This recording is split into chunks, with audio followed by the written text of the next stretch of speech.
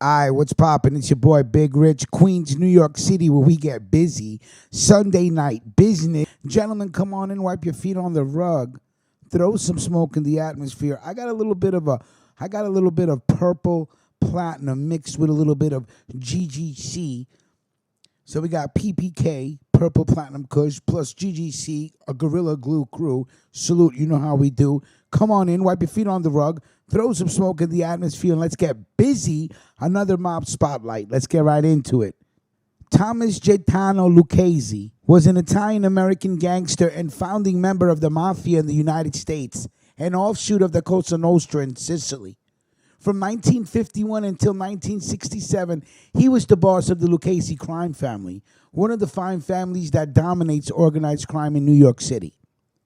Lucchese was born on December 1, 1899, to Baldassare and Francesca Lucchese in Palermo, Sicily. The surname Lucchese suggests family origins from the Sicilian city of Lucca Sicula. In early 1911, the Lucchese family emigrated to the United States, settling in Manhattan's Italian neighborhood of East Harlem. Lucchese's father worked hauling cement.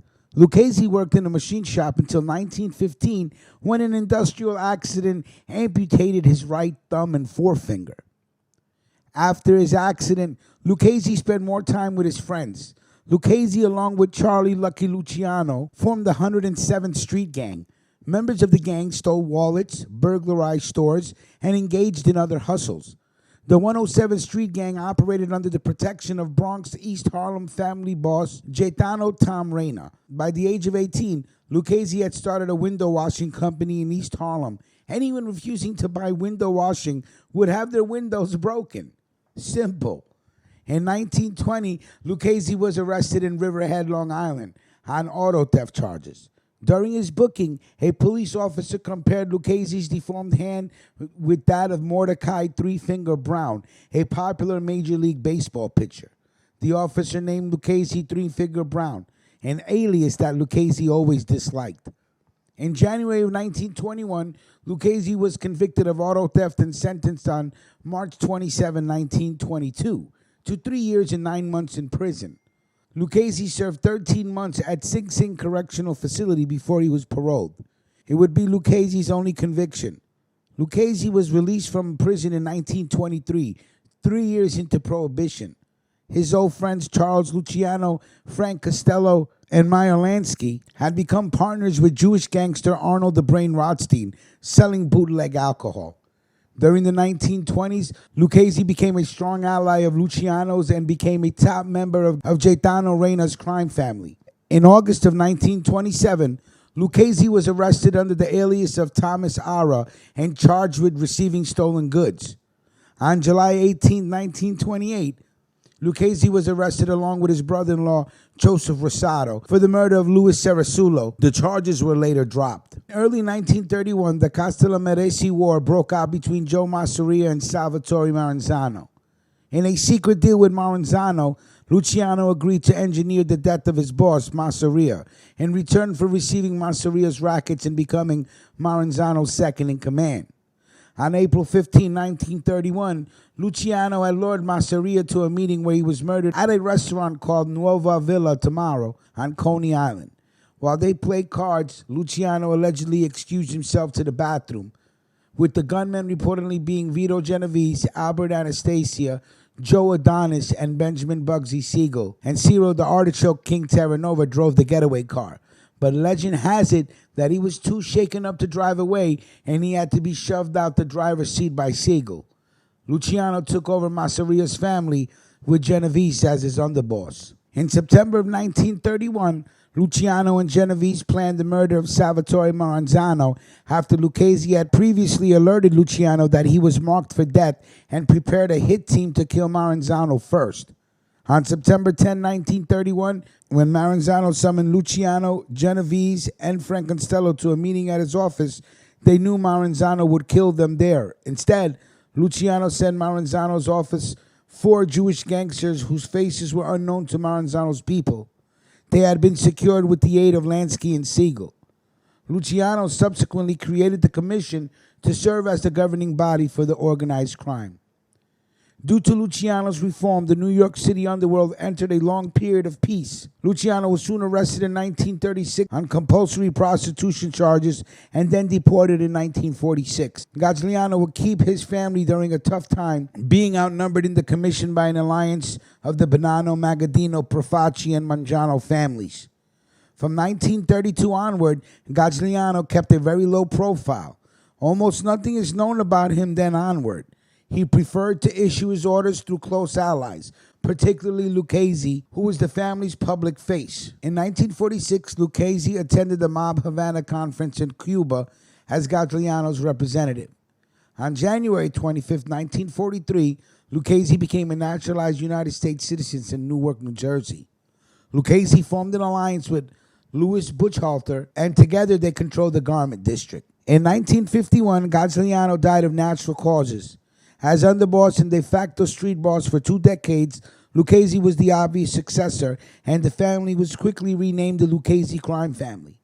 Lucchese appointed mobsters Stefano LaSalle as underboss and Vincenzo Rao as consigliere.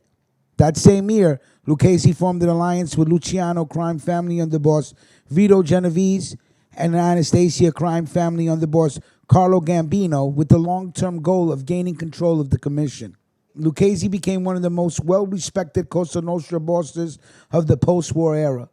He maintained close relationships with New York City politicians, including mayors William O'Dyer and Vincent Impellitteri. Lucchese concentrated on the core Cosa Nostra values of making money, keeping a low public profile, and avoided criminal prosecution. The Lucchese family came to dominate Manhattan's garment district and related trucking industry by gaining control of key unions and trade associations. On November 17, 1952, U.S. Attorney General James P. McGranery initiated denaturalization proceedings against Lucchese. In its filing, the government claimed that Lucchese did not reveal his entire arrest record when applying for citizenship in the 1930s. In 1957, Lucchese and his allies decided to attack the bosses of the Luciano Anastasia crime families to gain commission control. On May 3, 1957, gunman Vincent Gante wounded Luciano's street boss Frank Costello. Shaken up by the assassination attempt, Costello soon retired, leaving Genovese as boss. On October 25, 1957, Albert Anastasia was assassinated in a hotel barbershop. Carlo Gambino became the new family boss. In 1957, Genovese called a national meeting to legitimize his control of the Luciano family. The meeting was held at a rural home of mobster Joseph Joe the Barber Barbara in Appalachian, New York. On November 15, 1957, the New York State Police raided the meeting and arrested 61 fleeing gangsters. Lucchese had not yet arrived in Appalachian and therefore avoided arrest. However, his consigliere, Vincenzo Rao, Gambino, Genovese, and other mob leaders were detained. Genovese's humiliation motivated the new alliance of the Luciano, Costello, Lansky, Gambino, and Lucchese to set up Genovese's later elimination. 2 years later, with the help of the alliance, Genovese was arrested on narcotics trafficking charges. Genovese was convicted and sent to prison, where he died in 1969. With the alliance backing him, Gambino now controlled the commission. On April 8, 1958, the U.S. Supreme Court overturned the 1952 denaturalization ruling against Lucchese on a legal technicality. However, the next day, U.S. Attorney General William P. Rogers brought a new case against Lucchese. In 1962, Carlo Gambino's oldest son, Thomas Gambino, married Lucchese's daughter, Frances. Over 1,000 guests attended the wedding, at which Carlo Gambino presented Lucchese with a $30,000 gift. In return, Lucchese gave Gambino a part of his rackets at Idlewild Airport, which is now called JFK Airport. Lucchese exercised control over airport management, security, and all the airport unions. As a team, Lucchese and Gambino now control the airport, the commission, and most organized crime in New York City. In 1963, Joseph Magliocco and Bonanno boss Joseph Bonanno hatched an audacious plan to murder commission bosses Carlos Gambino, Lucchese, Stefano Magaddino, as well as Frank DeSimone, and take over the mafia commission. Joseph Magliocco gave the murder contract to Joseph Colombo. Colombo either feared for his life or sensed an opportunity for advancement and instead reported the plot to the commission. The commission, realizing that Bonanno was the real mastermind, ordered both Magliocco and Bonanno to explain. Bonanno went into hiding in Montreal, but a badly shaken Magliocco appeared and confessed everything. He was fined $50,000 and forced into retirement. On July 13, 1967, Lucchese died of a brain tumor at his house in the Lido Beach area of Long Island. Rest in peace. The funeral service was held at Our Lady of Miraculous Metal Church in Point Lookout, New York. Lucchese is buried at the Calvary Cemetery in Queens, New York. Salute. Over 1,000 mourners, including politicians, judges, policemen, racketeers, drug pushers, pimps, and hitmen, attended the ceremony. Undercover policemen photographed the attendees. At the time of his death, he had not spent a day in jail in 44 years. Salute to Tommy Lucchese. Lucchese's first choice as a successor had been Antonio Tony Ducks Corallo, but Corallo was in prison when Lucchese died. Lucchese's second choice was Ettore Coco, was also in legal trouble and served a short time as boss.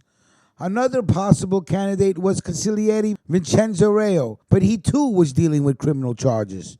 The commission finally selected Capo Carmine Tramunti as temporary acting boss until Corallo was released from prison. So first of all, salute, Mob Spotlight. Gentlemen, make sure you like, comment, and share the video. Subscribe if you haven't subscribed yet.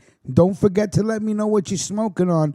I think I'm going to finish this PPK GGC combo and then end the evening later on with a little Joker number 70. We will talk soon. Salute.